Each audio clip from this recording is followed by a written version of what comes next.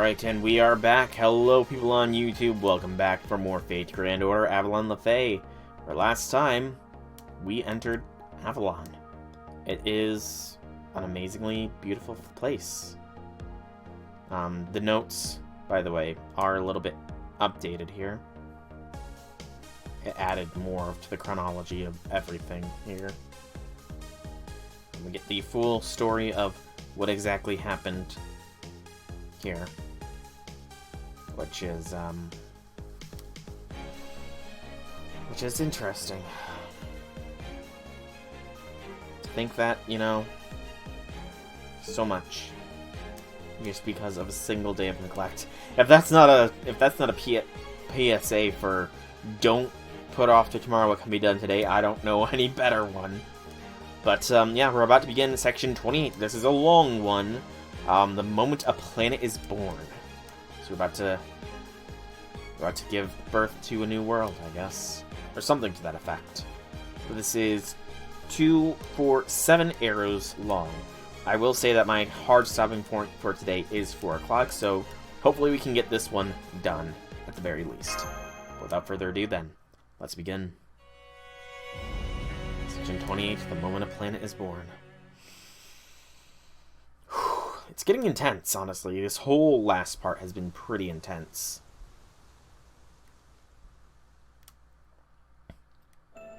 So this is Avalon, the planet's inner sea. This is where proper human history's King Arthur is said to have gone after he died.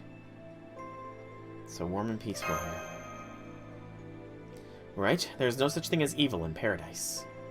It's a separate world that neither influences nor is influenced by the surface, no matter how apocalyptic things may be up there. All there is here is hope. This place is a workshop that weaves together all possibilities to lead this planet, and you guys, to a happy ending. That being said, these are still only the remnants of Avalon, a shadow being projected into the British Lostbelt. The tower imprisoning me isn't here. There isn't much mana in the air, and there's no lake where fairies gather. The only thing here is the site of selection. Forge where the 6 fairies were supposed to create the sacred sword. The site of selection? Is that anything like the stone that contained the sword of selection in the legend of King Arthur? The one that Arthur found when he was still a squire being raised as Sir Ector's adopted child. The one he pulled the sword of selection from to demonstrate that he is destined to be king. And that's right, it basically signifies the same thing. My job is to guide you all there. There, see that altar atop the hill? That's your destination. It's only a stone throw away, but you'll need to pass through a few checkpoints of sorts to reach it. Think of them as Avalon's defense mechanism. One final test to make sure everything's in order. Everything in the Faerie Paradise has done to date will appear as there is obstacles to be overcome.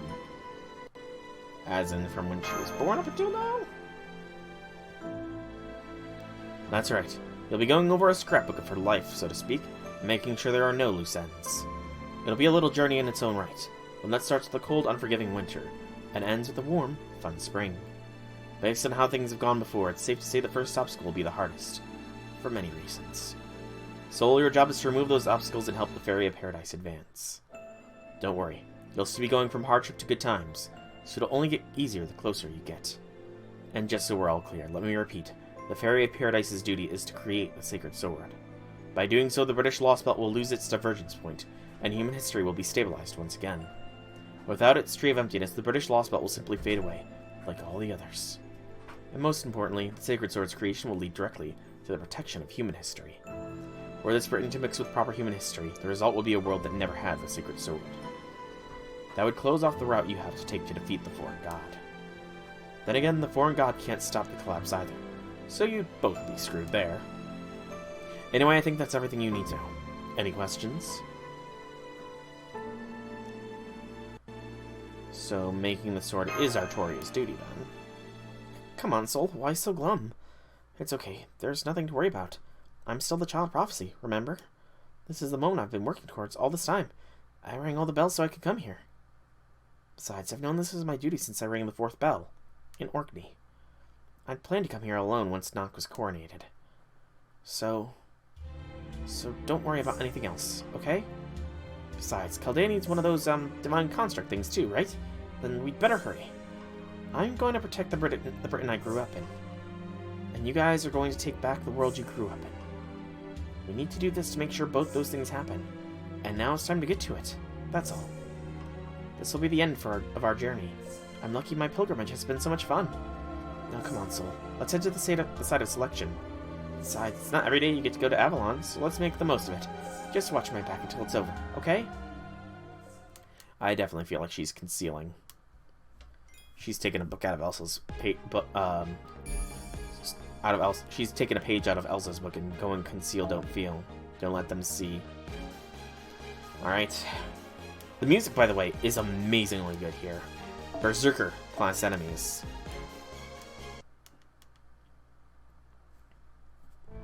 Man, this sure is a huge flower garden. Couldn't be more different from Britain burning to the ground.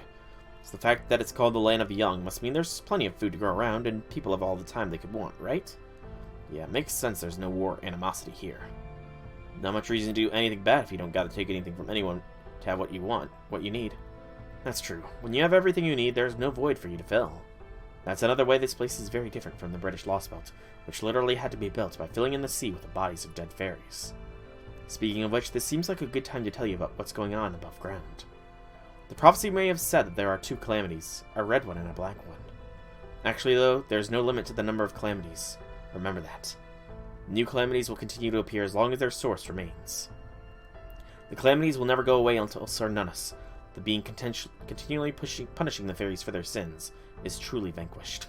Furthermore, thanks to Morgan's hard work, fairies born in the land of the Fae can migrate to proper human history. That means the calamities won't be contained to Britain. They'll spread into and all across the Bleached World until nothing remains of proper human history. It would basically be a smaller scale version of the King of Mage's incineration of humanity. So you guys need to defeat every last one of the calamities before that happens. I see. Then we can't let Sir Nunus' curses spread any further. We need to stop his calamities while they're still contained in Britain. Exactly. The calamity burning down Britain right now is actually the great calamity that was supposed to happen 1,000 years ago. So the one burning down. So Bargus was supposed to burn Britain 1,000 years ago. Excuse me. Morgan averted that calamity by passing it on to a Fang clan fairy. Bargast, the leader of the Black Dogs. She's not the fairy you knew anymore. She's now burning all of Britain as the Black Calamity. The calamity of the beast. Bargast. Aww. This is all foreseeable. She was born the child of calamity, after all. It was Morgan who sealed the fate away by gifting her a name. She said that as long as Bargus was Gawain, she would never become a mythical hound. But even that could only go so far. Bargus was already at her limit, even without you guys defeating her. Honestly, it's impressive she lasted as long as she did. This won't be easy to hear, but you need to understand. Once you get back to the surface, you'll have to fight more than just Sir Nunus. Like I said, we can't afford to let the calamities leave Britain. Letting some fairies migrate to proper human history was a nice idea. Unfortunately, in Bargast's case, that was never an option. Poor Bargast. As for the other calamity, Sir Nunus, that one you can fight without having to feel bad or worry. His soul was shattered 14,000 years ago. Now he's just a corpse that's just not quite done dying. That said, he's still a very powerful god. His flesh has grown thick enough over the millennia to rival Albion's spirit cavern, and his curse layer is equivalent to 400 kilometers worth of geological stratum. You'll need the God of Wisdom's curse at dispelling all the fighting forces Chaldea can muster, a divine construct made especially to combat Sir Nunus. Even then, you'll only just be able to scrape by. Thinking about it, you honestly may not stand a chance. And I can't help you either, since I can't leave this place. The best I can do is show you the way. Oh man, I was really hoping to avoid the story ending in a total annihilation. What? I know, right? If only we had a god-slaying weapon lying around somewhere. We do. We have the perfect trump card for taking on Sir Nunus. In fact, it'll be a piece of cake. The Black Barrel. We don't know where the Black Barrel is. Really, but where is that trump card? It's Muramasa. Say what? Come on, don't you remember? You told us you could cut any god you came across. In fact, you were bragging about how you cut a gigantic one clean in half in that, Olympus base. He did do that, didn't he? So there's no reason you can't do the same thing here, and since you didn't do anything noteworthy in Camelot, this will be your chance to clean your name. With Muramasa on our side, we actually have a chance. Well, sure, if you really want me to, I can try to cut him down. There, see, he can do it. Just goes to show it never hurts to ask. Sheesh, you're finally letting yourself be selfish, and that's the first thing you say? I said I'd try, okay? Don't get your hopes up. Not sure how much I can do against that thing. Artoria. Master Artoria just disappeared. Is this one of those checkpoints you mentioned, Merlin? Yep, this is the first. She's facing her own memories now. And while she's doing that, you guys will need to fight and defeat those. Avalon Wyverns. Close but no cigar. Now come on, get your head in the game. Those are radical abstract embodiments of Artoria's winter memories. She'll never be able to leave those memories until you defeat them. But they shouldn't pose any major threat to you now that you come this far. Go on and give them a good thrashing. I'll fight too, of course. It's been ages since I last showed up, after all. Plus, I've been wanting to see how much stronger you and Mash have grown up close and personal. So yeah, this is the same Merlin from Babylonia. I guess he... I mean, technically speaking, he can't really be summoned since he is still alive.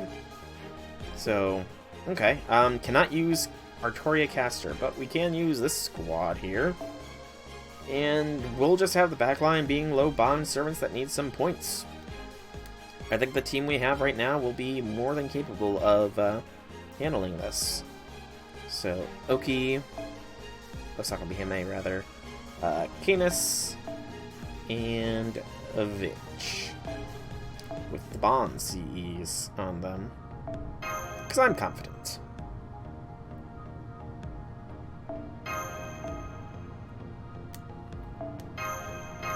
Although, I doubt any of these three would be able to come here in actuality, but it's fine.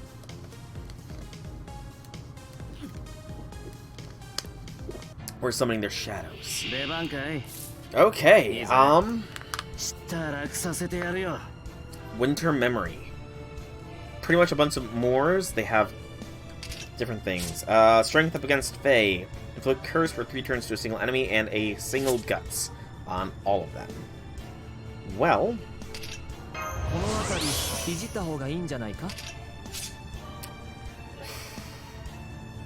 kind of sucks right now, but we do have a Brave Chain with Muramasa. So I think we'll be fine to do some of this stuff.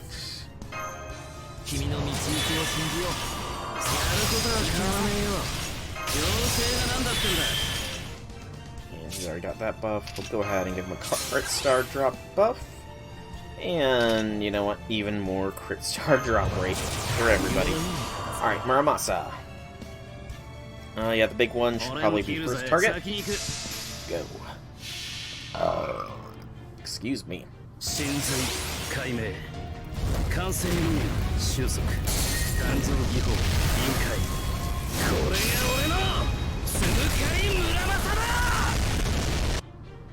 Not bad, but not as fantastic as I was hoping to see either. To be completely honest there, Muramasa. Only a 1 HP guts. That's actually good. Discrimination. Ridicule. Discrimination. Ridicule. Discrimination. So, her worst memories are her facing a lot of discrimination and ridicule then. Interesting. I think next we do a little something like so. I was hoping to be a one-shot KO from that from that single buster, but was not so. Happens.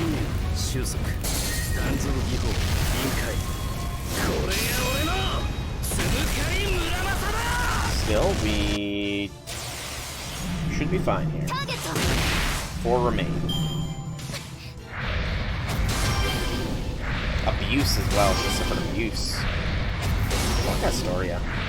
And persecution. Damn. Have Mash draw all focus. Give her a turn of invincibility.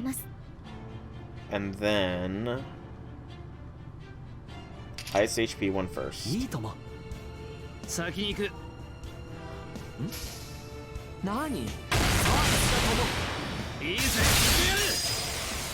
Focus on reducing their numbers overall. Because we are taking a lot of those lives she's getting lied to.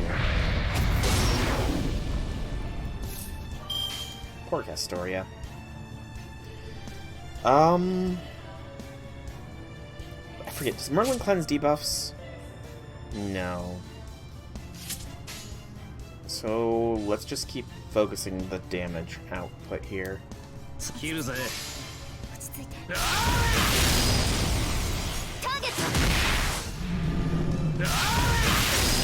Close.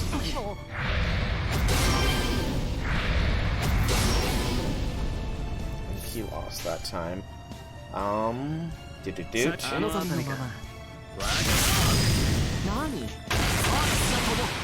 then there was one. There goes Mash. Sakabe Hime is just coming in to, you know, say hi, I guess. Alright, Muramasa, finish this.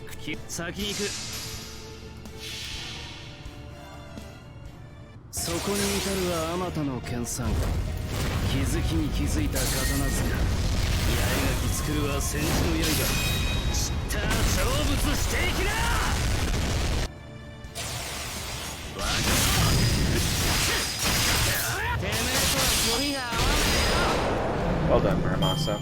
Well done.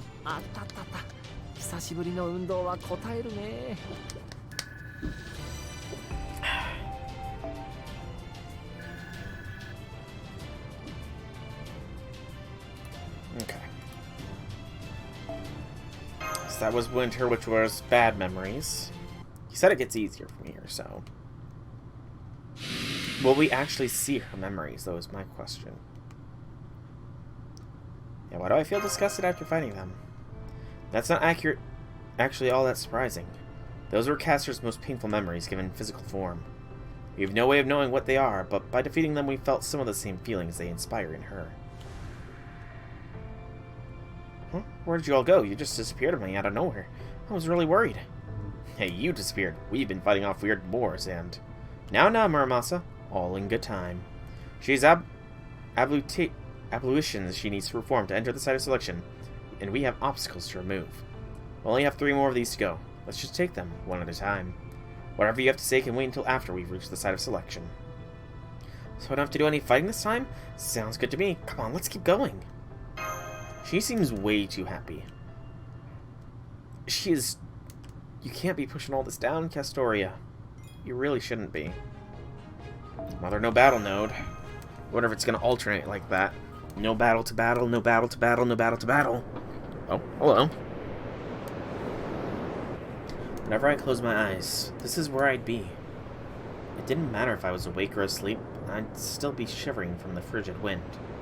Howling, howling. Wind strong enough to shatter your ears.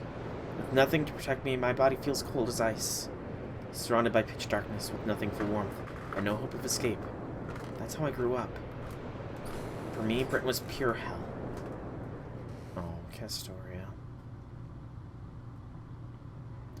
The prophecy was true. She will be our salvation. She will be our absolution. She's the savior who washed up on our shore along with the name Artoria. May you grow healthy and strong to the age of 16. May the Queen's soldiers never find you. Now go on. Hurry, hurry, hurry, hurry. Hurry and greet your 16th birthday. We have complete faith in you, which is why you must give everything you have for us. Fairies are selfish, aren't they? Small newborn fairy washed ashore in a boat loaded with all kinds of treasure. What an incredible stroke of luck. The girl must be the child of prophecy. What a horrible omen. If the High Queen finds out about her, we'll all be done for. The village fairies' opinions were split right down the middle, but they all agreed on what should be done. At least the child of prophecy should be useful. We'll raise her ourselves until she turns 16. But she's the fairy of paradise, right? I don't like her. I'm sure she's going to mock us. She doesn't deserve a proper house. What do humans do with creatures like that again? I know, they raise them as livestock. We can make her a lovely little stable. The other villages will never find out about her if we say we're raising a horse. We can keep the child of prophecy all for ourselves. What fucking monsters.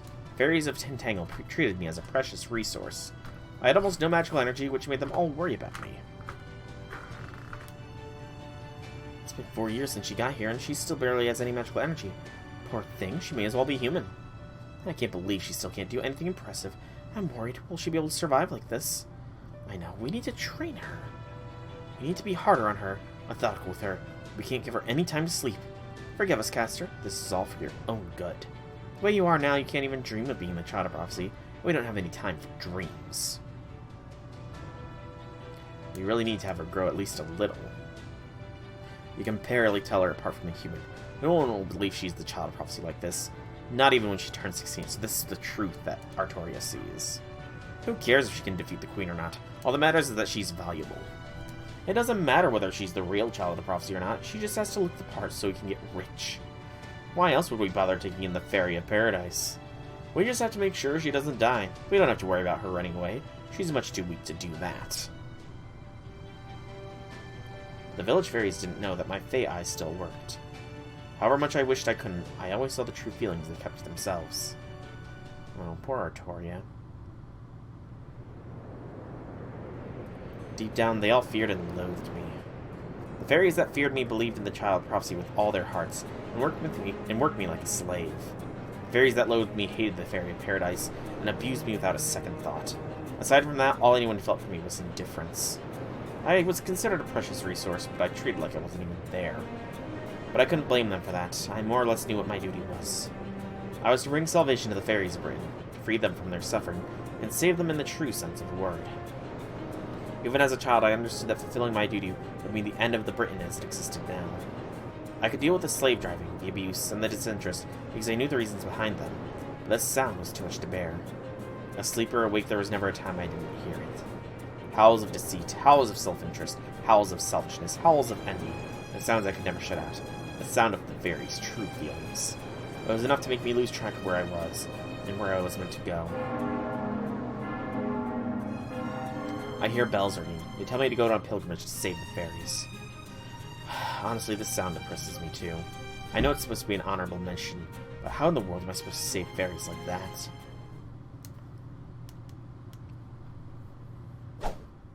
Ha! Die! So that's why I'm out on this nearby field again. Hard at work on my training. Today's another day of close-quarter combat practice with the Staff of Selection, which arrived with me on my boat as a weapon. I can't use anything like Fey Domain, so the only thing I can do with the staff is bop people. Ha! Ha! Ha! Ha! It was an early afternoon in my 6th year. I just collapsed from exhaustion. My melee combat training was the only time I had to myself, when the village kept an eye on me left. Figuring I was so weak I wouldn't be able to escape anyway. Huh? Then, just as my voice was trailing off. That was nasty. The fairies at your place are horrible, you know that? Did you just talk, Staff? No, I'm not the Staff of Selection. I'm just a nosy old busybody. And I just couldn't take how awful Tintangle is anymore, or how sickening it is to see you do everything that I tell you. I just had to say something. I swear, I wasn't planning on getting involved, but now I just don't think I have a choice. Listen up, I'm Merlin. Merlin, the Mage of Flowers. I'm gonna be your teacher from now on. Don't forget it. That was how I met Merlin, or at least his voice coming from the Staff of Selection. That was how I began studying to be a mage. Magecraft? I know all about that. Queen Morgan uses that. But what exactly is it? What exactly are you going to teach me? Excuse me. What do you mean? Magecraft, of course. Merlin Magecraft. Trust me, it really is something. Will it let me fly like a bird? Like zoom, whoosh, choo! Flying. You like to fly, huh? That's a pretty tall order for your first spell. You don't know how to fly? What are you, some kind of quack? Oh no, I can fly easily. I'm the amazing Merlin. But let's hold off on that one for now. Not even the Wind Clan can fly, after all. The sky is the dragon's domain. Only precious few upper-class fairies can go there. So your first spell, let's start with something closer to home. Something that'll make your life easier. Tell me, is there anything you could use right now that would make you happy? Well, I guess I'd like it if nighttime was warmer. My house gets really, really cold. It even freezes over in the winter. I actually lost 2 toes last year because of that. Fucking hell. I haven't told anyone else, though. It's too embarrassing. Good Lord Almighty. Got it. I'll start I'll start getting a lesson ready for you right away. Just give me 2 days to find some teaching materials. Poor Artoria. Merlin taught me all sorts of spells. Heating, detection, healing, linguistics, camouflage, lockpicking, stealth attacks, explosives, obstacles. Every time I expressed interest in learning a new spell, he'd say, Sorry, I can't today. You'll just have to wait until the next lesson. And then we make magecraft items together. Those lessons are the foundation of my merged magecraft. Looking back on it, he must have had to change the spells a lot just so I could use them with my tiny pool of magical energy. Say, why are you teaching me all this when every British fairy hates me? Because I'm not a British fairy. Sorry, just kidding. The fact is, you are the fairy of paradise, no matter what the fairies of your village think. Eventually, most fairies will come to follow you. When they do, you'll need to be the ideal. No. The kind of savior that everyone dreams of. A fantastical savior. Fantastical? That's right, you'll need to be a character straight out of a children's story. Everyone has different fantasies. Someone a strong king, someone a kind king, some a scary king, and so on. Your job is to be able to be all of those things. You need to inspire hopes and dreams, or rather, bring them all together. Everything wants something different, so a single name will only get in the way. That's why you need to be a nameless king, someone who stands at the edge of the world, rather than centered. And serve as a beacon of hope for others just by virtue of existing, glowing starlight shining with possibilities. That's the kind of king I'd like for you to become. The kind that can inspire people from atop the castle walls no matter the time or place. Can I really be all that? Sure you can. It might be impossible in reality, but anything's possible in fantasy. And people have always had a way of making fantasy become reality. That's why futures we thought we could only ever dream of eventually stop being dreams.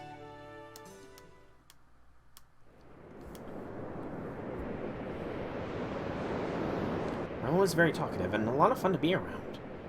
But that only lasted for a year. A fairy girl saw me laughing in the field and reported me to the village elder, who responded by taking away the staff of selection until I turned 16 and set out on my journey. From then on, every day was more painful than the last. Fuck the fairies. That's the end of my winter memories.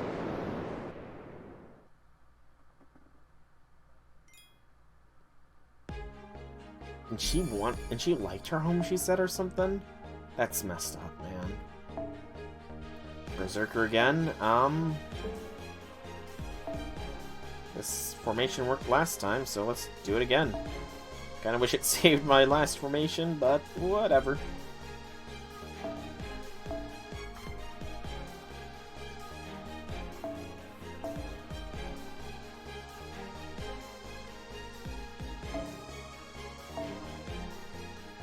But yeah, like, that is horrendous what she went through. I honestly feel sorry for Castoria.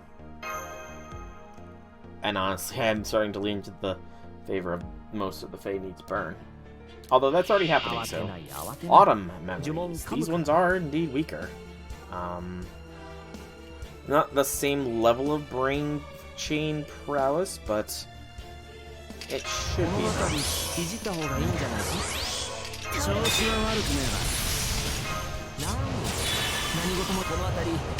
they have the same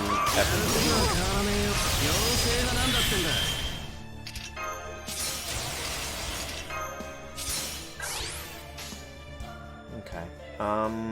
Has HP 1. And go Muramasa.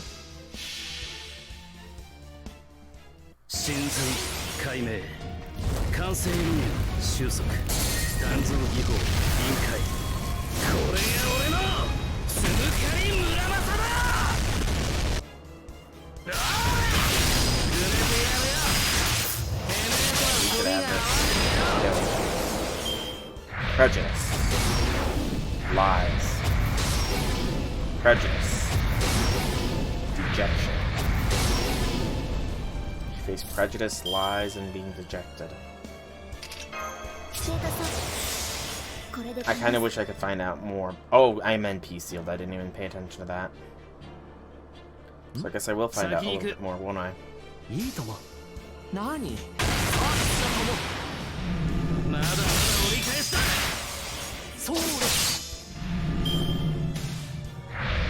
Prejudice. Despair. No. Not despair. Not despair. Not again.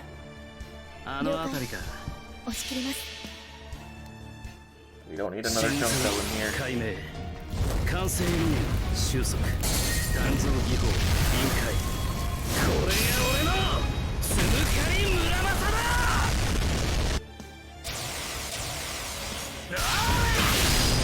Well, the auto memories were a lot easier, for sure.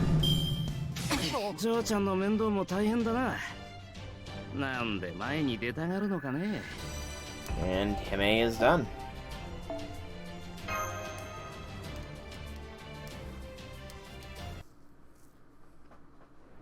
And we'll see the auto memories now. So prejudice and despair. This happened when I was 12 years old. So you're 12 now. You've done well to grow this far. Right, I think it's time I sent you on an errand. I'm a little worried about letting you go alone, but you are stronger now that you can use Magecraft. You know where Drift Cape is, yeah? There's an Earth Clan fairy living there.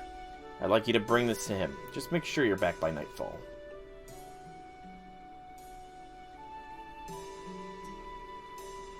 No way, could that house be?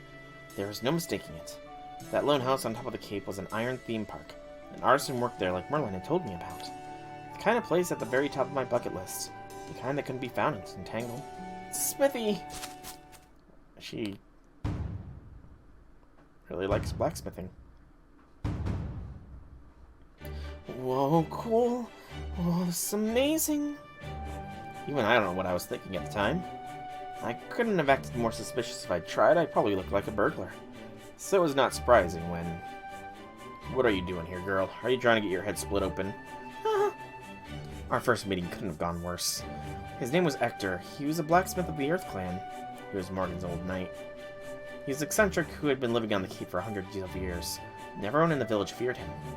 He was really stubborn and kind of scary looking, but he was a true friend and never once lied to me. Well, that's good. I'm glad she had somebody. That leather pouch from Tintangle. So you weren't trying to steal my iron, you were trying to bring me some. So you're not a burglar, eh? So, this is from Tintangle Elder. What was that? I can't hear you. Speak up! Enunciate! Louder! Hector's hearing was poor, so I'd have to be really loud if I wanted him to hear me.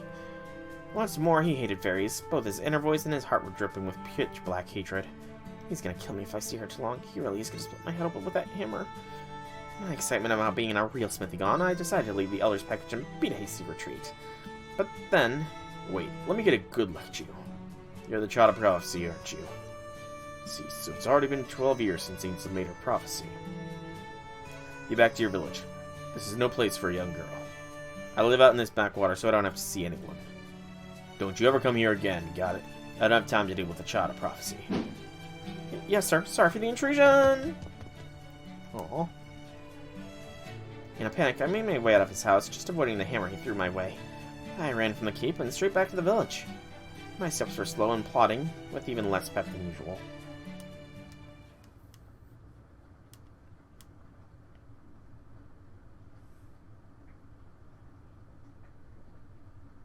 And yet she went back.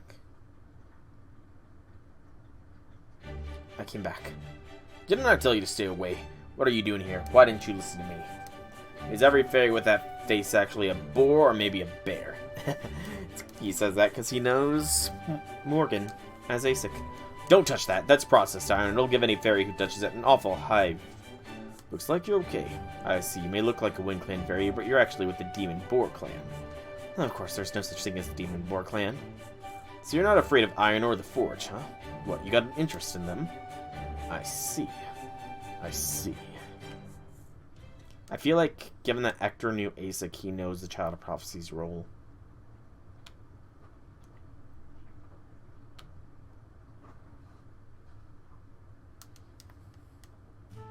Back again, are you? Well, I doubt anyone else in that village would want to spend time with me. Your outfit's rubbish. Nice that it has a lot of pockets, but the seams and finish are horrible. Here, let me give your elders a message for me. Tell him I'll give him a discount if he sends someone to help me. Really? Hector, does that mean? Don't call me Hector. Just Grandpa Smithy is fine. You'd better be here every other day to help out. Got that? I don't know who taught you how to hold a tool, but you're doing it all wrong. You're gonna hurt yourself that way. You gotta learn the fundamentals. Can't have you dying in a shop accident and ruin my reputation. If you're really interested in learning what it takes to be a smith, I can teach you. But don't expect me to pay you. If anything, you ought to be paying me for the lessons. I'll put it all on a tab, so you can pay me back when you make it big. So I began studying in a new field of preparation in my journey in preparation for my journey as the Child of Prophecy. Hector was rough and intimidating, but he also excelled at fine craftsmanship and intricate ornamentation. A year after I started helping him, I learned that Hector was famous in certain circles as his master smith. I found out he didn't just take jobs from other villages in southwest Britain. He also occasionally got special orders from big cities like Salisbury, Oxford, and even as far off as Manchester. For example... Excuse me, is Sir Hector in? It was the first time a customer had shown up personally at Hector's workshop. I tried to give her a proper welcome so it would reflect well on Hector. Sir Hector, are you here? I'm Gawain. I sent you an order some time ago. I didn't know if it was intentional or if she just couldn't hear me, but she ignored me completely. So you're Gawain, huh? Never thought I'd see another Tamlin. I can see you're a strong one. You ought to be able to handle this armor, then. It's all ready to go in the back room. If it's alright, I can pack it up for you today. So this is how Artoria knew Vargas. Give me a hand, Artoria. Make sure you don't drop it. It ain't cheap. There's no need for that. If it fits well, I'll just wear it out. I see. Alright, come with me then. Artoria, you stay here and tidy up. I heard the clatter of armor being put on in the back room, along with Hector and the fairy's conversation. Apparently she was an amazing upper-class Fang clan fairy who had been chosen to become a Tamlin. She was also well known in Gloucester social circles, had impeccable manners, and was strong as she was tall. And she obviously had enough money to buy the silver armor Hector had been working on for the last 4 years.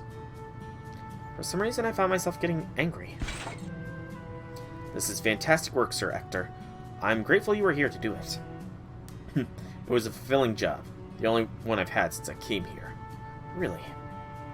I would think an artisan of your skill could easily find work anywhere.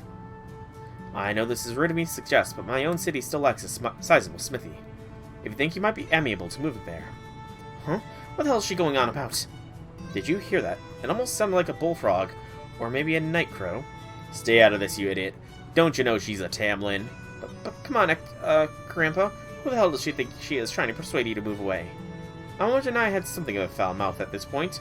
I blame Merlin for that. Still, I really was pissed, so I marched up to the Tamlin and glared at her, hoping it'd make her leave. Oh, you must be Sir Hector's apprentice. I can understand how you feel. I would be sad to part ways with a trusted mentor as well. I am therefore willing to forgive this outburst. But regardless, don't talk to me again until you've grown up some. When you're as tall as I am, it's a literal pain in the neck to talk to smaller people. Not that I imagine anyone of your size could ever begin to understand what it's like. Oh wow, poor Artoria. And with that, the Tamlin up and left. Poor Artoria being called short! It was clear she had forgotten all about me the moment she stopped speaking to me. Her signature on Hector's order slip didn't say Gawain, it said... Barghest. Some weird curse kept me from reading it, but since I can always tell when someone is lying, I could see through it.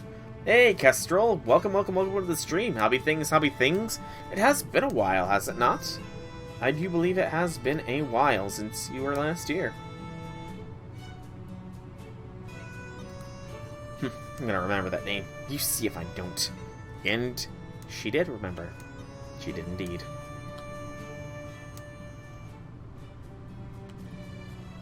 Not bad. I ran out of things to teach you in only 4 years. Apprentice or not, you're a fully fledged smith now. Not much we can do about your lack of magical energy, though.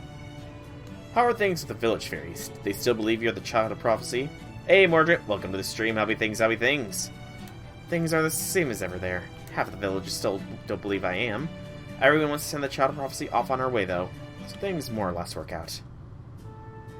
What about you, Grandpa? Do you really think I'm the Child of Prophecy? It has been. Just got home about 30 minutes ago, so you're resting? Yeah, I wish I could be resting. But busy docket ahead up for me. Stream for another almost an hour, and then I've got a meeting for school I've got to be doing. And then I got to make myself dinner. And then I can rest. So busy is me. But honestly, this is a form of rest in its own right because I really do enjoy the story, even if I am now convinced that most of the fairies need to burn. Why ask me? I couldn't care less about Tintangle. Now go gather some sand from the beach. We need to make a lot of jewelry starting tomorrow. There's a festival coming up in the Catsith village soon, and they ordered a bunch of cheap trinkets. Hector was very good to know his hand, and so in addition to weapons, armor, and household items, he also made jewelry.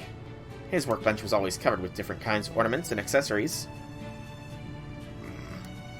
She said they were just cheap trinkets meant to fool children, but for someone like me, who'd only ever had one outfit to call her own, they may as well have been crown jewels. Nice! Who did you pool there? Kestrel. Yeah, after hearing what Artoria went through as a child, that sheer abuse, like, why the hell was she so attached to Tintangle? Like, seriously, what the hell? And then what they did to Sir Nunus as well, the 6 progenitors, like, good lord almighty, those 6 deserve to burn.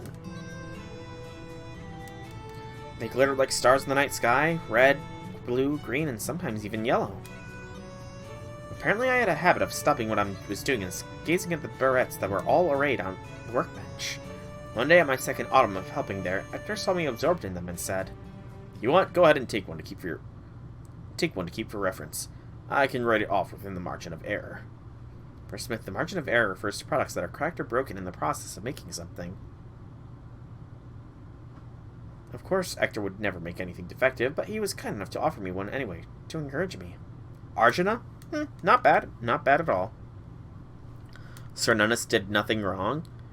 I mean, he really didn't. He was poor Sir Nunus. Like, he tried to be a friend to the fairies, and they decided to poison him and use his corpse as a freaking island for them to live on. And he saved his priestess, his human. Like, I can't believe that I was so spot on with how this Lostbelt originated. I was so spot on. I never would have guessed the truth as to why, though. As why Sephir succeeded. I never would have guessed that. But, thanks. But no thanks. If I brought something on my own back, they'd just take it away again. I was thrilled he offered it to me. I wanted so much to accept that my vision blurred with tears. But the fairies of Tintangle had proved with the staff selection that I could never have anything I really cared about.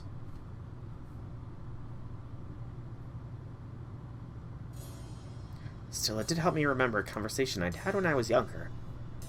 I mean, that's true. Even Koyan, you know? She was nice to Murian, listened to her request, and had to absorb some of Sir Nunus' curse as recompense for that, you know?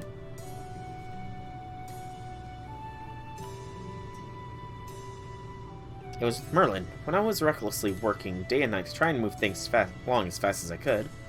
Man, it sucks when things that should have disappeared long ago stick around, like those narrow-minded fairies who keep trying to control you. This is the worst. Everyone in Britain's so awful now. Just kidding. But if that's how you feel, Artoria, you should say so. It's okay to want what you want. You don't have to deny yourself. I know it's not really Murian's fault, you know, but Koyan was nice and listened to Murian's dying request. You know? Now, what is it you want the most right now? Don't be embarrassed. Just tell me. I want a spell that can blow an enemy to smithereens. Here, like this. I see. So you need a tool that can charge with magical energy, a spell you can use to make a gunpowder explosive. This is dangerously close to magical terrorism. Magical terrorism! Good lord! What is Merlin teaching her? Then again, there's no telling when or where the black dogs might come after you. Okay, I'll try putting together a little recipe. Just give me 6 days, okay? Let's see, I think there was a smith in Norwich who's an expert at this sort of thing. You're so kind of helpful, Merlin. I bet you've been on lots of dates, haven't you? Oh, Merlin. Aw. Merlin being the dad again. Because, I mean, he was, like... I don't really remember how much of the Arthurian mythos lines up in the Fate verse. I know a fair bit of it does. I am pretty positive it is Merlin, yes. Just because of the fact that, well, he has to change it because Artoria has so little magical energy. Like he said, Artoria is that weak, you know? But, where was I going to go with this? But yeah, like, Merlin acted as a father figure for King Arthur in the Arthurian mythos, so now he's doing it again. Oh, I don't know about that. I don't really understand much about that whole love business. It's a lot like food for me. Instead of thinking about my companion, all I think about is what it tastes like. That's kind of why neither fairies nor humans ever had much love for me. But then, once I was suddenly thrust into a role where I had to be romantic and ended up being better at it than anyone else. Honestly, I'm more unsure of what that says about me than anyone. So you don't even have a single lover, even though you're made of flowers. No one set Koyan on Cernunnos. It was Murian discovered the truth about Cernunnos, and Murian's last request to Koyan was to save Britain. So Koyan came to us because she knew that we were the ones that would be the ones to save Britain, essentially. He's good in the fact that he is a nice, low rarity, Avenger. Like, there is that. He is a low rarity Avenger. An Avenger is very good at taking out ruler class servants. And while they are sparingly around, ruler classes can be a pain to deal with. Someone talked her into staying with Bait. I don't recall that, Mordred, honestly. That was probably like almost 3 weeks ago at this point. Aren't you lonely? Maybe, though probably not too much, since I didn't realize it until you said something. No, I'm fine. I want to be surprised, Mordred. It's not something I ever worried about. I always knew it'd be forever out of reach. That said, for me, studying magecraft, looking for a way to save Britain, and finding a lover are all basically the same. What do you mean? What I mean is, it might be lonesome to look for a star you know doesn't exist, but it's also kind of fun. If need be, I will go back.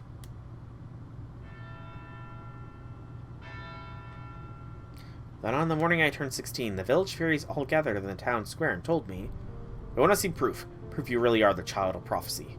That blacksmith who lives on the cliffs in Imperial Guard. You're the only one who he's not wary of. You're the only one he trusts. If you're truly the fairy destined to save Britain, then kill him for us. Please, please, we're so anxious. Our every day is filled with fear. So go on, prove you can protect us by taking care of him."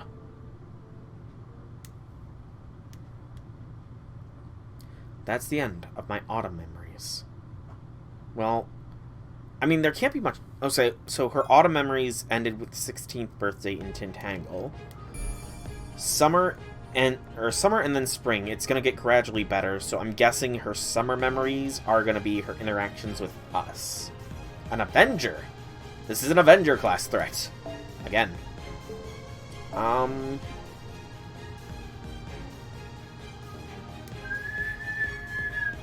Oh yeah, I mean, Berserker or Archer, Arjuna is a good servant.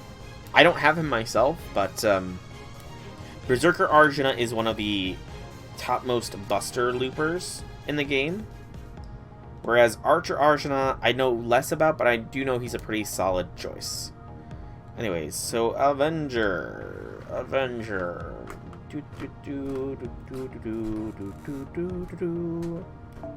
It's BB channel time. It's time for BB channel again. And then Canis Koyan.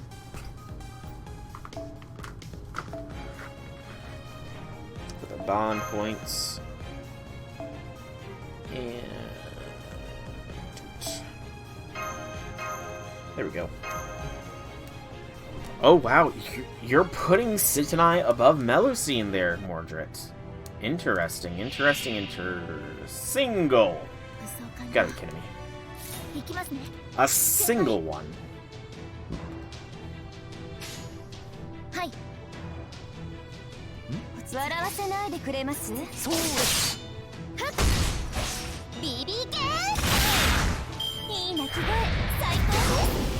She was still plagued with lies and coercion and sacrifice as she reached this point in her life. Yeah, that's a good enough turn. It's time for the BB lockdown to begin. Oh!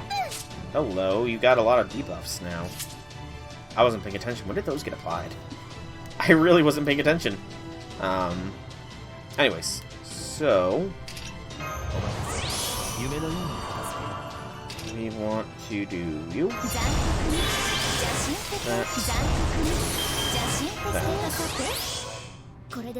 Get more star gen going on here.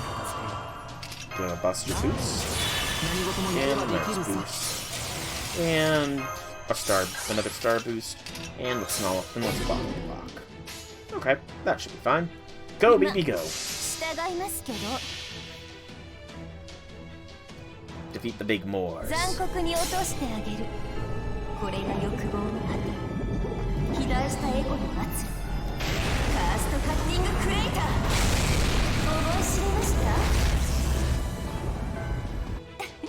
I will probably be ending the stream after this section at this rate, because, like I said, I'm on a definite time restriction. For sure.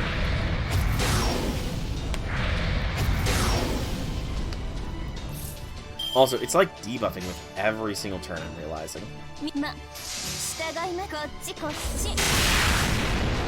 Which makes this an easy fight, at least. I believe so, yes.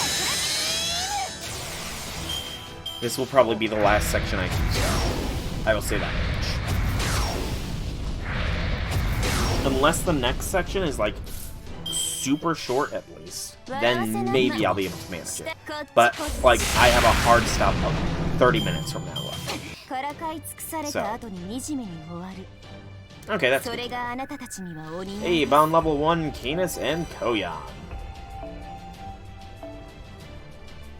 Although at this rate, I'm gonna be leveling up soon as well, so I'm gonna have a lot of AP I'm gonna have to just use on miscellaneous quests at this rate.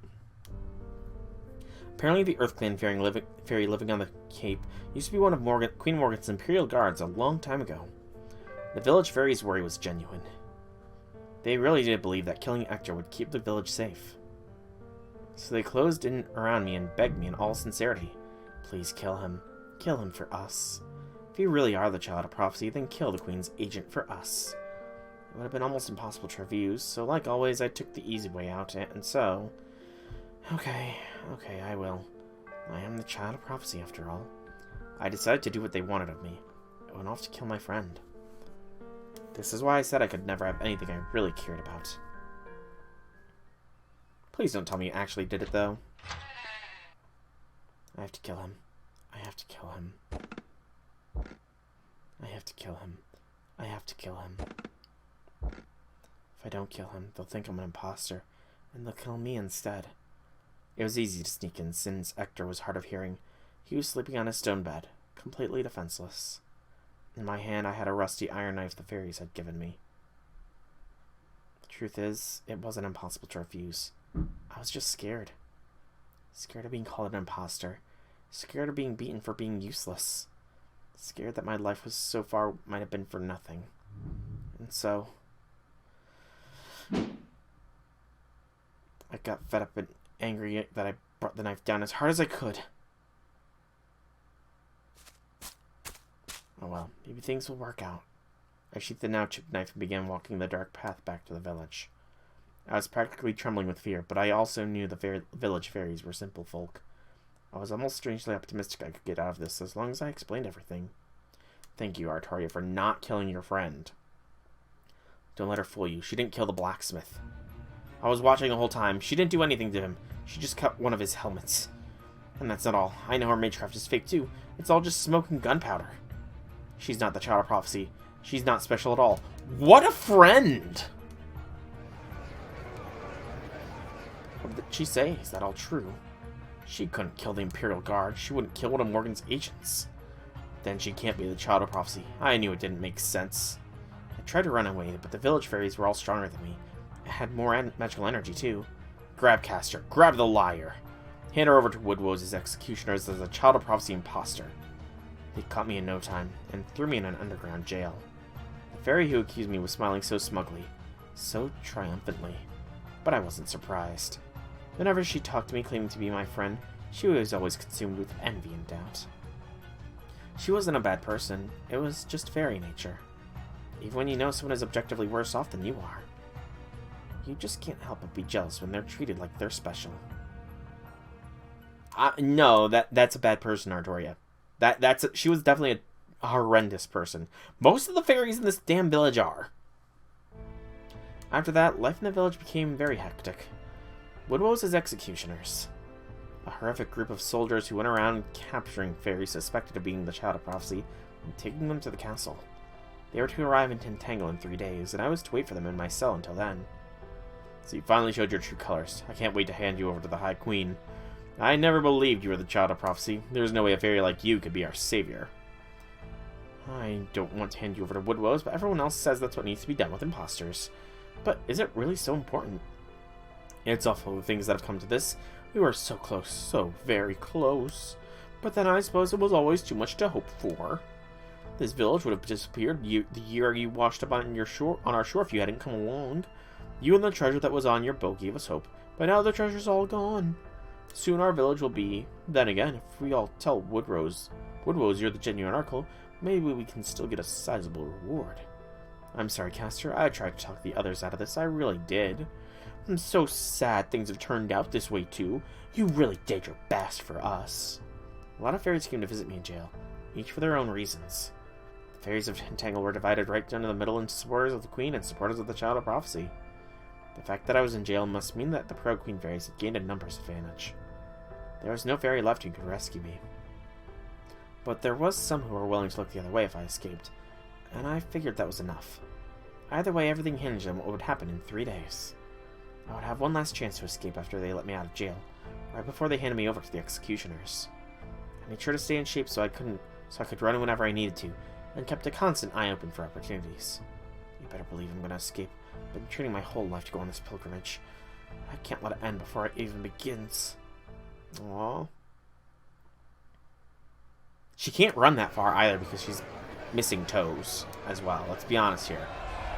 Toes are all about balance. I know, I've worked in a foot doctor's office for almost 9 freaking years. And missing toes can definitely impact your running ability. Hearing commotion outside, I thought the executioners must have come, and readied myself to escape. So you're still alive. Guess not even these fairies were that stupid. Hector, what are you doing here? What happened to you? What's this? Don't worry about it. I had to beat a few fairies to get here. But never mind that. You've got to go. Here, put this on. It's no helmet, but this hat should help protect your head and hide your face at least a little. You mean you're here to help me escape? Oh, this hat's so cute and stylish. I knew you had good taste, Hector. Still the compliments. Here, I got this back for you. It was always yours, anyway. It was the staff of selection that had been taken away from me when I was a child. 9 years had gone by since I last saw it, but it still felt like an extension of my body. Though sadly, it looked like it had long since lost Merlin's flippant voice. Go on now, hurry. Won't be long before Woodwose's executioners. Hector! Don't call me by that name. It'll only bring you bad luck. I took out the guards, but there's still new ones. But new ones will be here soon. We need to get out of here while it's still dark. Run as far and as fast as you can. If you can make it to Salisbury Plains. What was that? It's coming from outside.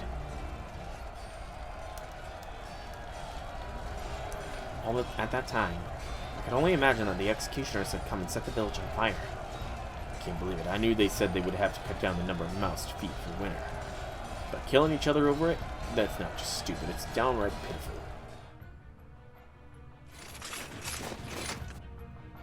What's going on here? Why are the fairies who called for us killing each other?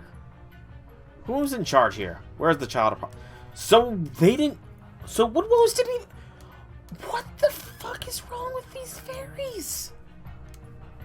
Please stand back, Lord Woodwose. These fairies have all gone mad. We can't question them now. What would you have us do, sir? Damn bloodthirsty fools. Baton wielders, exterminate the residents. Spiel wielders, guard the exits.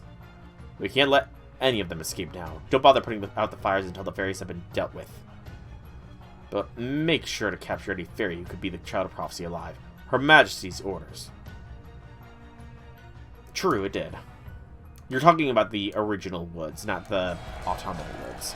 No, I didn't have any particular plan. I didn't even have any time to think. But just as I was about to make a run for it, the town square and try to rescue everyone. Stop, Artoria. You'll never make it in time. You need to get away from here. Now. Besides, why would you want to help them? They were going to sell you away. I know, but they were still the fairies I'd grown up with. They may have lied to me almost nonstop for my entire life, but that didn't mean I could just abandon them. Somebody has a case of Stockholm Syndrome. You fool. Just come with me, damn it. They're here for the Child of Prophecy. Once you're gone, there won't be any reason for the executioners to be here anymore. Once we reach the cover of the forest, you can do whatever you want. Grandpa took my hand and ran.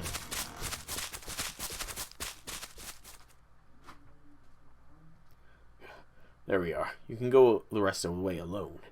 I fought some of Woodwow's soldiers on the way, so it won't be long before more show up. You need to get away from here before they do. What about you, Grandpa? I don't suppose you could come with me?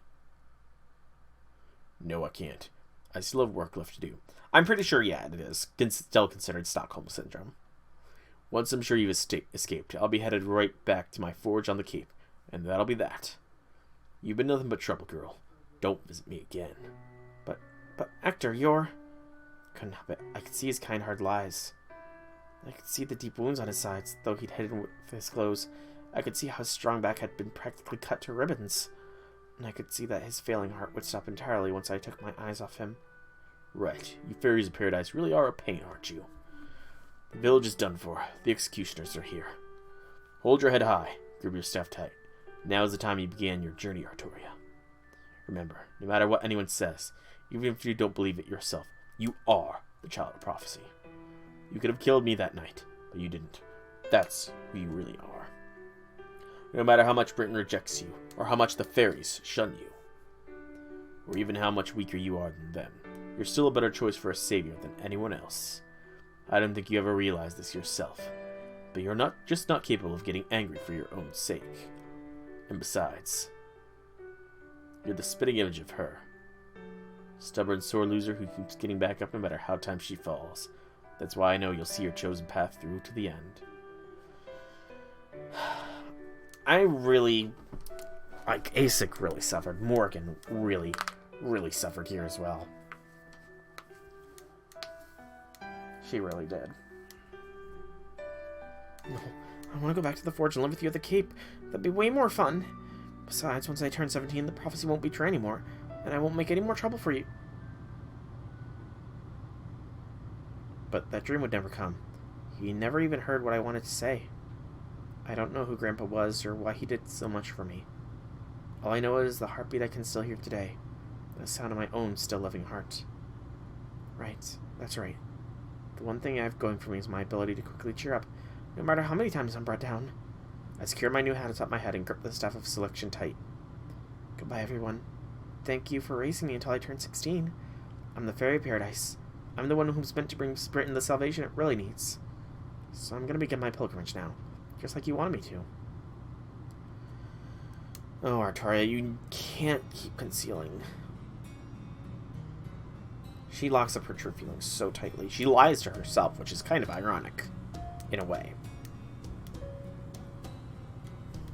But that was easier said than done. Forget beginning my pilgrimage. I just couldn't get anyone to take me seriously. I tried to meet with the head of the Wind Clan in Salisbury, but the rebel army turned me away at the door. I tried doing a few odd jobs in response to their demands to prove I was the Child of Prophecy, but... Which hole in the woods did you crawl out of? Your clothes are a mess and you've got almost no magical energy. But at least you're a decent worker. Nice job taking care of the Moors on the highway. I don't know how many centuries it'll take you, but hey, good luck saving Britain. We don't need the Child of Prophecy here anyway, girlie. You have Lady Aurora looking out for us. But the fairies are waiting for the Child of Prophecy? Don't let them fool you. They're just pretending. Fairies latch on to anything that seems like fun, or even just whatever's trendy. She lies to herself. This is what she actually thinks. Even if you have eyes, you can't even lie to yourself. I mean, she very clearly is lying to herself. She conceals so much. Like, how much of her upbeat personality is a lie? I honestly feel like back when we were trapped in that one mirror place, we saw the true self of Artoria there. We saw her true feelings on things. She's just sort of dead emotionally, it feels. But nobody actually wants or believes in the Child of Prophecy. Although there are other moments, like with Nock. I feel like she was being genuine around Nock to a degree as well. We'd all love if Morgan went away, but her aside, we're happy with the way things are now. After being laughed off, I used my anger as fuel to take me from west to east and back again. Fooling myself into thinking that starting with smaller villages should yield better results than big cities, I went around the forests, visiting all kinds of places. But it was no different. Everywhere I went, people laughed at me, used me, and dropped me like so much garbage. On the surface, they were all for the Child of Prophecy, but on the inside... Isn't there anything more fun to do? Now I see, they all love rumors about the Child of Prophecy, but the actual child was just a big pain. I had no one to teach me, no companions to commiserate with. Every fairy in Britain hated me the second they laid eyes on me. Since humans had no love for fairies either, all I could do was travel alone. This is hard. Really hard. True. Consumed by depression, I decided to go to the Nameless Woods. I didn't have a particular plan in mind. I just wanted to be someone other than myself, even if only for a little while. But the curse of the Nameless Woods didn't even affect fairies from paradise. So much for that. So she never lost her memories. Interesting. So I just pretended to have lost my memory and went off to the newcomer tent to sulk. But then a new fairy was carried in. Mash. He had lost his memories and was in such a bad shape, both physically and mentally, I felt like I had to help him. But most of all, I thought, if he's forgotten about the Child of Prophecy, maybe there's a chance we could be friends. Aww. That's really sad. That's the end of my summer memories. So summer leads to spring. So these next ones are gonna be her happy memories. The penultimate arrow of this.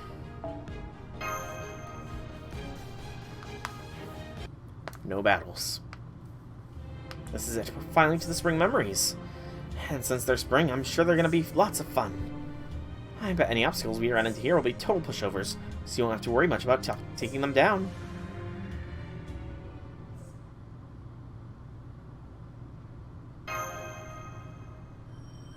Me too, if those really are Artoria's memories given physical form, then I can only imagine how painful they must be for her. Even just facing them as Moors makes me feel like my heart's being gouged out of my chest. Don't worry, that's all done with now that we're past summer. Spring memories are fun times, and fun times only. The only kinds of obstacles I'd expect to see here are things like... Will probably be Artoria herself dressed to the nines, or an enormous feast full of delicious foods. That's all well and good, but before we start fighting, there's one thing I want to clear up. You said that the Fairy of Paradise, who rings all the bells of pilgrimage, becomes the secret sword itself, right? Does that mean Artoria is going to disappear once it's done? Yes, that's right. Creating the secret sword's conceptual foundation will destroy everything she is, was, and ever will be. That is the Fairy of Paradise's duty, her function. Even then, the sacred sword won't be easy to forge. So Artoria is making the sacrifice play. Everything about her, every experience she had, all her memories, even spirit origin, her very fate, be used as materials to make it. It's not a sacrifice, it's equivalent exchange. It has to be her. It can't be anyone else. So she's just gonna disappear. So even the Castoria we have in our Chaldea, this is essentially what Romani did. He returned everything to God with returning of the ring. And now Artoria is going to turn everything about her into the sacred sword. Oh yes, she knows very well that fulfilling her duty means in the end for her. That much should have been made clear to her from the beginning. I know how you all feel, but please understand, this really is the only way. She knew what would happen the moment when she entered the Spirit Cavern. Yes, the situation may have forced her hand, but she still headed to the side of selection of her own free will. Huh? You're all here. Artoria. Wait, you're back already? That doesn't seem right. There's nothing to fight in summer. I see. Well, that was easy, huh? It was literally over before I knew it. So that's the site of selection on top of the hill, huh? Okay, last one there's a rotten egg. After everything, she's still... I know, it just ain't right. But you know, Soul, if nothing else, I'm glad you're so damn pissed off about it. So look, whatever happens next, just let the old man here handle it. Ramasa, what do you mean by... Never mind that now. Come on, we need to run or she really will go on ahead of us. Either way, this is the end of her long journey. Let's see how this mission of hers plays out.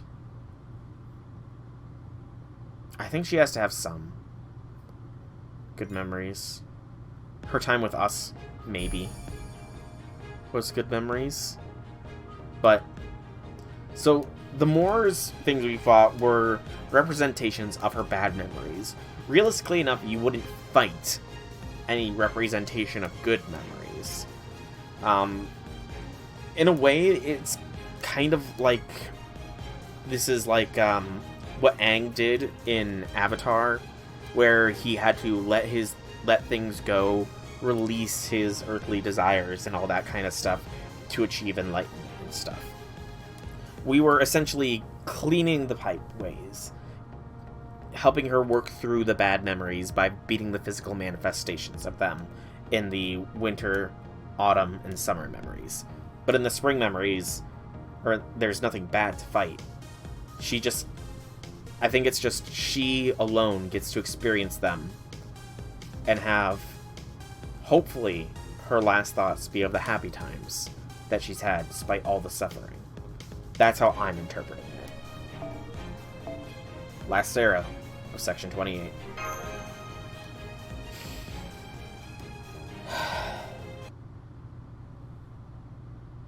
Maybe she might have thought we would have left her. Perhaps. Whenever I close my eyes, this is where I'd be. Whenever I sleep, this is where I'd be. No, that's wrong. It's a lie. Whether my eyes are open or closed, whether I'm awake or asleep, this is how the world has always looked to me. The wind, the clouds, they're not really a storm. They're all people's voices. It's so awful to look at that. It's so awful to look at that. I've put out my own eyes. It's so horrible to hear that. I've plugged up my ears. But it didn't matter. Nothing banished the darkness, or made the wind stop howling. This is the tainted land where I need to fulfill my duty as the Faerie of Paradise. I can't do this. I can't do this. But no one would listen no matter how loud I screamed. Besides, the wind was blowing so fiercely I couldn't even hear myself. After everything I experienced in the village and getting to know more fairies better, the storm only intensified. I have no idea which direction I should go, what I should even look for. I know how this sounds, but Queen Morgan was honestly kind of lucky. She wanted to make Britain into her own kingdom. It was thanks to that powerful, envy-inspiring goal for her she managed to navigate the storm without losing her way. But I don't have anything like that. Not one single thing. I hate Britain. I hate fairies. I hate humans. So how could I ever see a way through this storm? No, that's not right. I could see a way. It was shown to me when I rang the bells of pilgrimage. Artoria Pendragon, King of Britain. When I heard that she was my proper human history self, I thought I was gonna throw up. The ideal knight. King who lived her whole life for others, and sacrificed all she had for Britain's future. I don't want to end up like her. I could never live a life like that. But to create the sacred sword is also to determine her fate. Without the sacred sword, her life would be different. Without the sacred sword, Britain would come to a different end. Forget this, I should just give up. Yeah, that's it. After all, I'm the only one who can save her. That's what I thought to myself each and every time I heard the bells ring. But I could still see that star. I don't know what that star is. I do know it's not my dream, my goal, or something I care about. But it's always been there, ever since I was born. It may have grown smaller and weaker at times, but it was always there, no matter how intense the storm got. I don't know where I want to go. I don't care about my duty. I just want to forget all about this Child of Prophecy stuff. So why? I never stopped moving forward. I didn't want to give up. I couldn't let this storm beat me. I don't get it. Why am I so obstinate? What is it that's stopping me from throwing my life away? As a Faerie of Paradise, I didn't have a spring. I didn't have much of anything. That's why I at least want to know why I couldn't just give up. I'm no queen. I'm no savior. So what brought an ordinary nobody like me so far? What does this tiny star mean for an ordinary girl like me?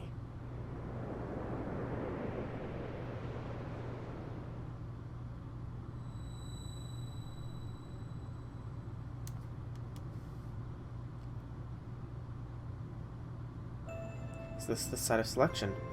The forge meant to make the sacred sword. That's right. That thing in the middle there is the furnace. The center of the universe. That's where the Fairy of Paradise is meant to go. All you have to do is stand there and the sacred sword will come into being. And not just for this Lostbelt either. It will also finally bestow you with the secret sword, the one whose concept was wiped clean from your world. And it won't just be something a heroic spirit temporarily reproduces. It'll be a weapon capable of defeating an invader from a foreign world for the humans of this time period. Does that mean in doing this will save Sol and Mash's world? It will make the impossible possible. They will go from having no chance to having a small chance. It will? Well, that's all the more reason to do this. Britain will go back to the way it used to be, and it'll save the outside world too. What more could we ask for? But it'll also mean... Hey, what's wrong? You both look almost sick. What is it? Do you need to rest up or outside? It's okay if you do. This probably won't take long anyway. It's not that. We don't need to rest. Creating the sacred sword conceptually foundation destroys everything she is, was, and ever will be.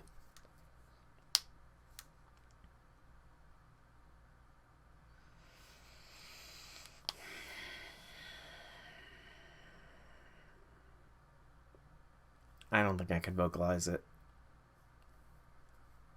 Because, I mean, we would know from experience that, in this case, that first line is not the right thing to say. Because she does have to do this.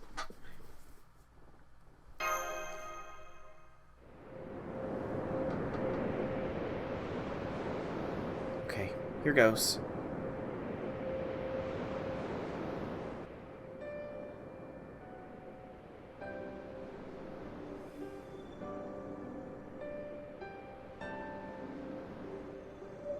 What we want to do and what we have to do are oftentimes very different things. Since I won't have another chance to say this, I need to get something off my chest. I hated every minute of my life. Everything about it. Humans, fairies, Britain, my duty, everything. Fighting is terrifying. Hating is exhausting. I would have been so much happier just living a normal life. But I knew how much saying that would disappoint everyone, so I just had to act like a good, dutiful child of prophecy. And that made our journey together a balancing act for me. A hard one. Every time I thought, well, I somehow hung on this time, but I'm sure I'll give up next time. Honestly, no one's more shocked than me that I made it this far.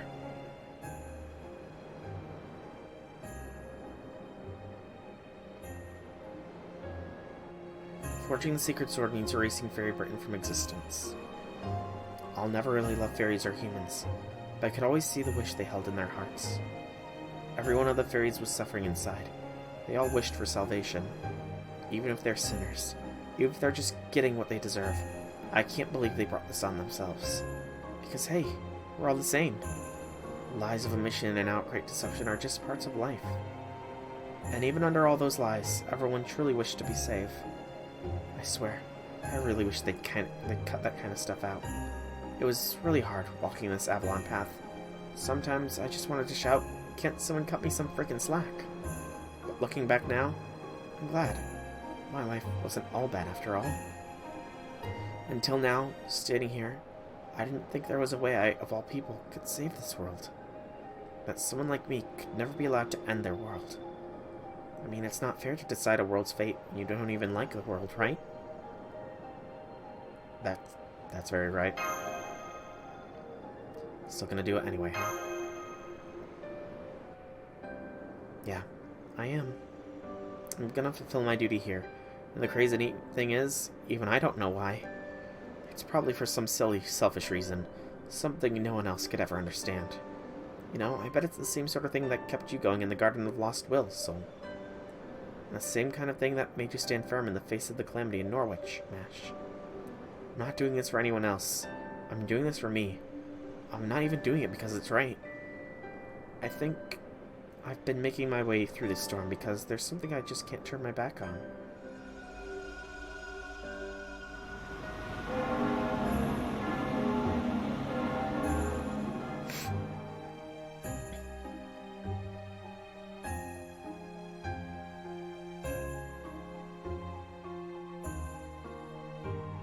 My fingertips dissolve first.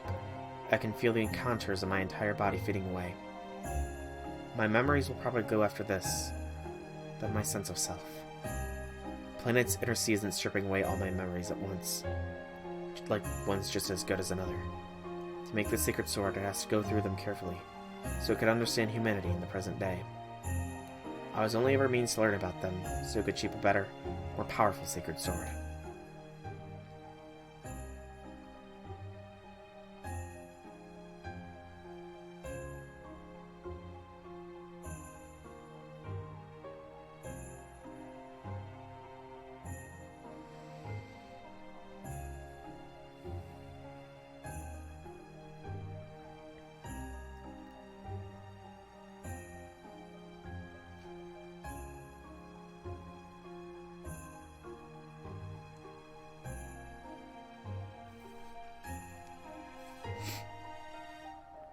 Good. This should make me into a good sword.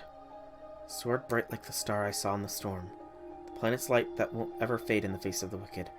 A sword that isn't me, from a place that isn't here. A sword bearing the wishes of the masses, and hope for their happiness. A sword who can hold their head high at the sight of selection, and become the saber fit to stay by your side. Oh, I'm so glad. As Castor, the Faerie of Paradise, I may not have had any sparing memories. But as Artoria, as myself, I have such wonderful memories of my journey.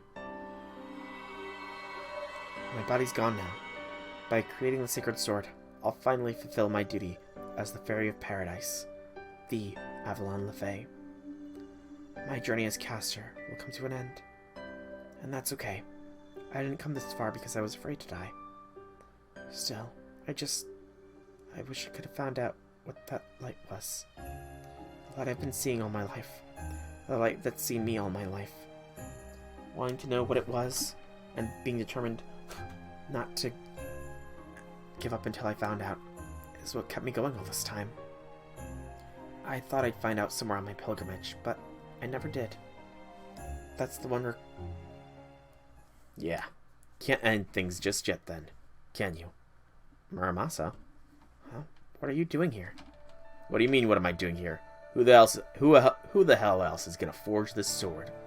My whole life's been about making blades and cutting through destiny and karma. I'm Senji goddamn Muramasa. Good on. Go on. Move aside. You brought the iron. Now let the swordsmith do his job. Oh, so this is the planet's inner sea and the universe's furnace, huh? Oh boy, just getting close enough is enough to burn you. Now that's what I'm talking about. This right here, this is a job worth doing. Thanks, Artoria. Guarding you wasn't a bad gig, but this is much more my kind of work. If I gotta say in it, I'll take a Searing Forge over escort duty any day of the week.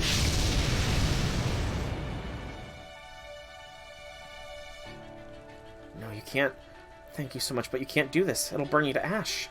Fine by me. Swordsmiths were born to pound iron. If I can do that in the God's own domain, it's worth burning my life away. Besides, the smithy's supposed to be hot, so I gotta stop pounding for nothing. Not even if my whole spirit origin burns up.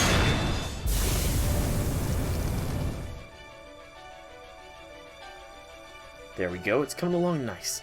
Basic shape's all set, now we just gotta temper it. Okay, I was not expecting Muramasa to jump in like this.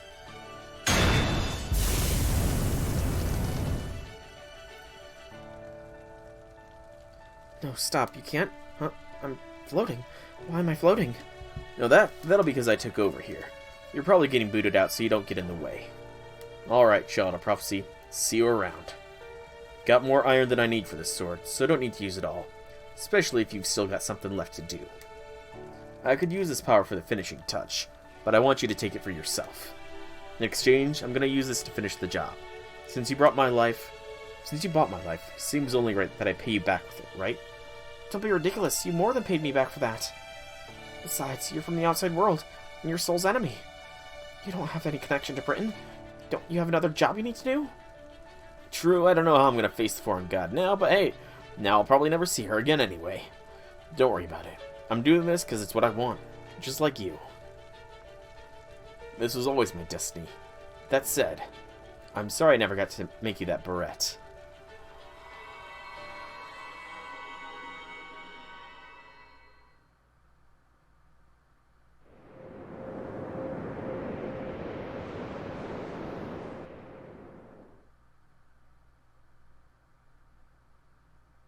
Artoria.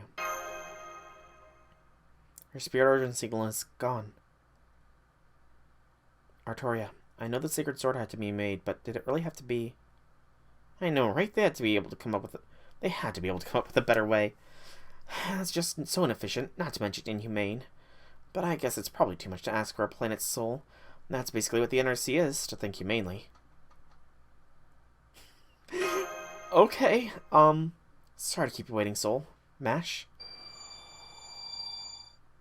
This is the essence of the sacred sword. Go on, take it. I'm sure Da Vinci and the other people at Chaldea will be able to use this as a base for a powerful offensive spell. I wish I could have given you Excalibur itself, but I'm afraid things didn't work out that way.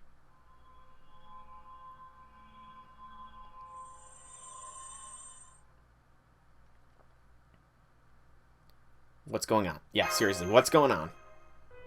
You mean, how did she come back? I'm as surprised as you are.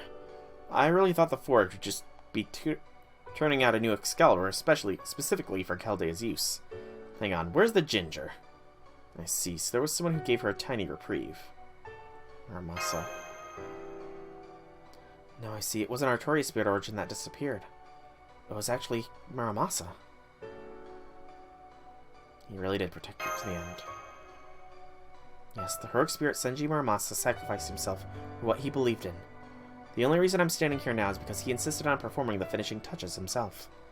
Now that the sacred sword has been delivered to the planet's inner sea, the premise behind this Lostbelt has been overturned. In time, it will gently prune away as though it never existed. But before that happens, there's something you need to do. Faerie Britain, the lost world made by the treacherous traitors Morgan, is not a part of this Lostbelt. As such, the calamity created is not subject to the pruning theoretical phenomenon. It represents a threat to humanity that you must defeat yourselves. Yeah, there is something different about her. Like, let me just straight up say, she is different now. Glad you're safe. Welcome back. Thanks, Soul. I'm back as the custodian of the Secret Sword and stronger than ever. True, no matter how you slice it, you've definitely powered up. Wait, that Magecraft theory. Instead of hero creation, you have Sacred Sword creation? No fair! How did you get a skill like that? And are you out to steal my thunder or something? That's enough of that, Merlin. It's too bad Foe's in here right now. Alright, alright. I know we both had different roles to play, so I'll take this as a win and move on. The heroic spirit protected her, and she still lives as a result. This too is fate. The sacred sword has been forged, and this is the moment a planet is born. The child of prophecy fulfilled her duty, aided by the foreign mage. So now it's my turn to help. I'm going to do a small-scale restoration on Britain to the way it was before things turned completely hopeless. Specifically, I'm going to turn back the clock on Cernunnos, at least a little bit. Turn back the clock? You mean to before he appeared? That's right. Once Cernunnos shows up and covers the land in his curse, not even the Sacred Sword's protection will be enough for you to win. So I'm going to have him go back in time by, let's say 2 hours. See, I suspected something like this might happen, so I've kept the entire pit in a dream. Once I have Cernunnos wake up, it'll be as though the events of that dream, that is everything that took place there over the last 2 hours, never happened. Did something similar in Uruk, didn't you? Indeed, it's been pretty boring waiting around here ever since I was freed from the garden, so I spent some time casting a spell in the pit. My spirit origin is practically falling apart now as a result, but oh well. Suffice to say, once I disengage my dream zone, I'll probably disappear along with it. I wish I could stick around to see how your battle goes, but sadly, it doesn't look like that's gonna happen. But don't worry about me. Even I feel bad about basically demanding Artori be the one to sacrifice everything. Sure, things didn't turn out exactly as I planned, but hey, that's why we build in margins of error. For my last trick, I'll even help you by sending you straight to the storm border, without having to go back through the spirit cavern. When you show up, it'll be 1 hour before Cernunnos shows up. You'll have another hour after that before the curse spreads everywhere. That gives you 2 hours to sell this. This time you should at least have a fighting chance. Muramasa and I both gave everything we had for this. All you have to do now is the very best you can. Isn't that right, Nameless King? Can I ask you to watch over Soul and Mash for me? Of course. You take care too, Mage of Flowers. After all, this is just a shadow of Avalon, so I'm sure the real you is still imprisoned in that tower. Saw right through that too, didn't you? Yeah, you're definitely the Sacred Sword's guardian now. Alright then, back to dying Britain with all of you. So Artoria is no longer the child of prophecy. She is the Lady of the Lake, essentially, at this point. Once you overcome its twilight skies, you'll find clear blue ahead.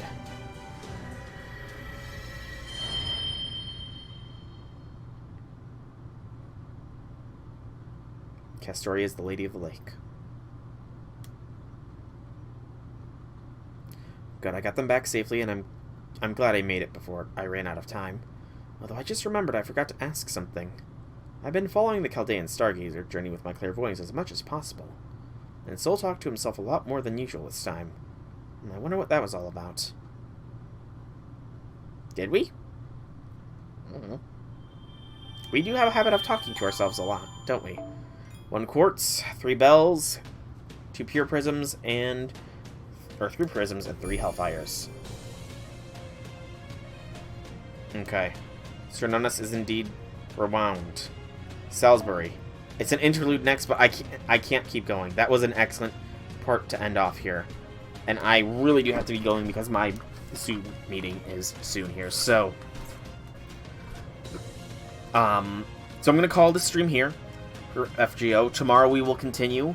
I have no idea how much is left, but I do know who our next target is, and that is Barghest.